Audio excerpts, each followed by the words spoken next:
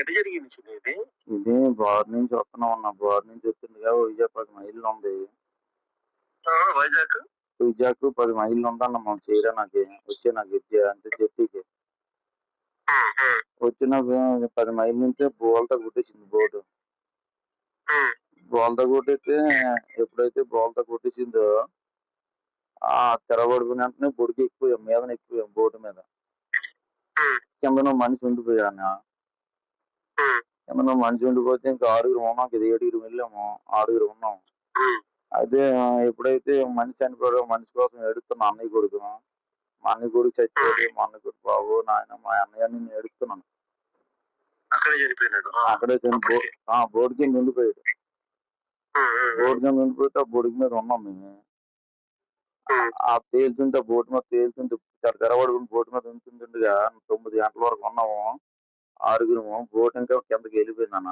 ఈ 6 ఈస్తున్నాము 12 అవుతుందో 11 అవుతుందో తెలీదు. ఆ టైంలో ఇంకో మనిషి కనిపించలేదు అన్న. కనిపిపోతే ఇంకా 5 ఉన్నాం. 5 ఉంటే ఆ మనిషి మరి కనిపిపోతే మనం ఏం చేస్తాం, మళ్ళా 5 ఒక్కడే ఉందాము తెల్లవారిన దాకా అని చెప్పేసి ఉన్నామన్నా. ఉంటే సరే 4 అవుతుందన్న. 4 అవుతుంటే షిప్ కనిపిస్తుంది. అయితే షిప్ కాడికి ఎలాగైనా వెళ్ళాలని చెప్పేసి వెళ్దామని అంటే మా అన్నయ్య అన్నాడు, నేను రాలేనురా, చచ్చిపోతాను, నేను తెప్పలు గిప్పలు ఏమి వస్తే జాలాలు తెప్పలిపోతాను, నేనైతే రానంటా చచ్చిపోతాను అన్నాడు. చచ్చిపోతానంటే ఇంకా 4 ఉన్నాము. అయితే ఈ మాట్లాడుతున్నావు ఏటనయా, నువ్వు చెప్పినోడు పెద్దోడు అని అంటే లేదురా నేను చచ్చిపోతాను, నా కాళ్ళు తిరగబడిపోయి నన్ను ఎదలేకపోతాను రా అన్నాడు. సర్లే మేము షిప్ కాడికి వెళ్తాము. షిప్ మాకు 30 కిలోమీటర్లు ఉంటుంది అన్న. ఒడిసి అంటే షిప్ సాయం ఉంది, మా ఒడిసికి ఎదరున్నామన్నా. అలా వెళ్ళిపోదాం అని చెప్పేసి ఆ షిప్ కాడికి అలాగా చేరుకుందామని 4 వెళ్ళవసరికి అయితే 4కి అవ్వట్లేదు, ఇబ్బంది అయిపోతుంది. అప్పుడు కోర్సులు మాది ఇబ్బంది అయిపోతే అప్పుడు నేను ఏడ్ చేశాను, మీరు 3 రండి, నన్ను చెంగల్కి వెళ్తాను, షిప్ దగ్గర అయిపోయింది, చెంగల్కి వెళ్తాను, ముగ్గురు మీరు రండి కలిసి రండి అంటే వాళ్ళు సరే మాయ్యా ఈదికి వెళ్ళాను అన్నాడు. మా అన్నయ్యలు ఫ్రెండ్ కుర్రోడు అయితే వెళ్ళాంటే సైన్ పెట్టి మాయ్యా ఆ కుర్రోడే నాకు చెప్పాడు అన్ని. అయితే నేను ఏడ్ చేసి నీతికి వెళ్తాను, నీతికి వెళ్తుండగా ఇంక వీళ్ళు రాకపోతే మళ్ళీ వీళ్ళ దగ్గర దివాల్సి వచ్చాను. అలాగా నాకు అలుపు వచ్చేస్తుంది. కొద్దిగా వీళ్ళ దగ్గర చిన్న కోర్సులు ఉన్నాయన్నమాట. అక్కడ అలా ఉండేసి యాంకరేజ్ సైన్ పట్టేసిన వెంటనే కెరటా వచ్చి తప్పుని కొట్టింది. తప్పుని కొట్టగలు ఎగిరిపోయాను. ఎగిరిపోయిన వెంటనే వాడికి పక్కకొట్టుకొని వెళ్ళిపోతాను. వాడు పక్కకొట్టుకొని వెళ్ళిపోతుంటే అప్పుడు అన్నాను, ఈ గుంట మీద బనీలు తీశాను.